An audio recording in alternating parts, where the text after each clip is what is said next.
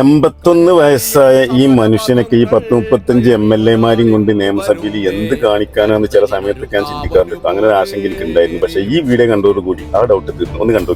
മറ്റൊന്ന് സർ, ഇവിടെ വല്ലാതെ വാദിക്കുന്ന ഒരു കാര്യം ഒപ്പിട്ട ധാരണാപത്രം പിന്നെ അതിൽ നിന്ന് പിന്മാറാൻ അവകാശമില്ല എന്നാണ്. സർ, ധാരണാപത്രം ഒപ്പിട്ടു എന്നുള്ളത് കൊണ്ട് മാത്രം പദ്ധതി നടപ്പാകില്ല.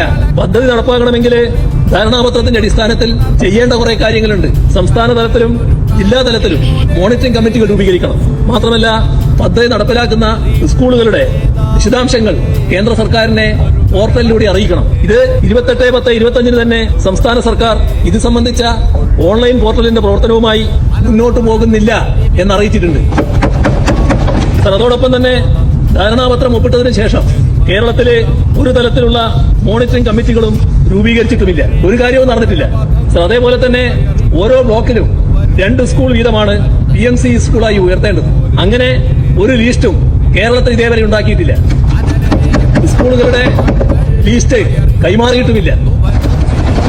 സർ, പദ്ധതി നടപ്പാക്കുന്നതിന് സംസ്ഥാനം 40% ഫണ്ട് വകയിരുത്തണം. ഇതും നടന്നിട്ടില്ല. ഇതില് സംസ്ഥാനം പാലിക്കേണ്ട മറ്റ് അനുബന്ധ നിബന്ധനകളുണ്ട്. ഇതൊന്നും നിർവഹിച്ചിട്ടില്ല. അപ്പൊ ഇതൊന്നും നിർവഹിക്കാതെ പദ്ധതിക്ക് മുന്നോട്ട് പോകാനാവില്ല. ഒപ്പിട്ടതിന് ശേഷമാണ് ഇതൊക്കെ വരേണ്ടത്. ആ വരേണ്ട കാര്യങ്ങളാണ് ഇവിടെ നടക്കാതായിട്ടുള്ളത്. ഇത്രയും കാര്യങ്ങള് നമ്മുടെ സംസ്ഥാനത്ത് അംഗീകരിച്ചുകൊണ്ട് തന്നെ ഞങ്ങൾ ഈ പദ്ധതിയുമായി മുന്നോട്ട് പോകാനില്ല എന്ന് വിദ്യാഭ്യാസ മന്ത്രിയുടെ നേതൃത്വത്തിൽ കേന്ദ്ര വിദ്യാഭ്യാസ മന്ത്രിയെ കണ്ട് അറിയിക്കുന്ന നിലയാണ് നേരത്തെ LDF സർക്കാർ സ്വീകരിച്ചത്. ആഹാ, എന്തൊരു ക്ലാരിറ്റിയില്ലേ.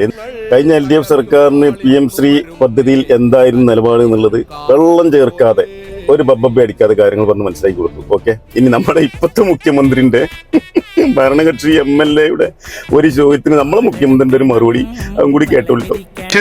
കുട്ടനാട് താലൂക്കിന് പ്രാദേശിക അവധി അനുവദിക്കണമെന്ന് അഭ്യർത്ഥിക്കുന്നു. മൂലം വള്ളംകളി ദിവസം കുട്ടനാട് താലൂക്കിന് പ്രാദേശിക അവധി അനുവദിക്കുന്ന കാര്യം സർക്കാർ പരിശോധിച്ച് തീരുമാനിക്കുന്നു.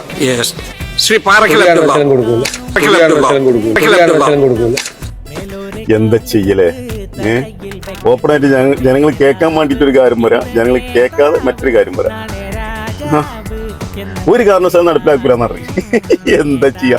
പൊന്നാര ചങ്ങന്മാരെ യൂട്യൂബ് ചാനൽ തുടങ്ങാനുള്ള വല്ല ഉദ്ദേശം ഉണ്ട്. ഇപ്പൊ തുടങ്ങിക്കോളി. 5 കൊല്ലത്തിന് ചാകരക്കാരൻ ചാകര. ഞാൻ വെറുതെ പറയില്ല.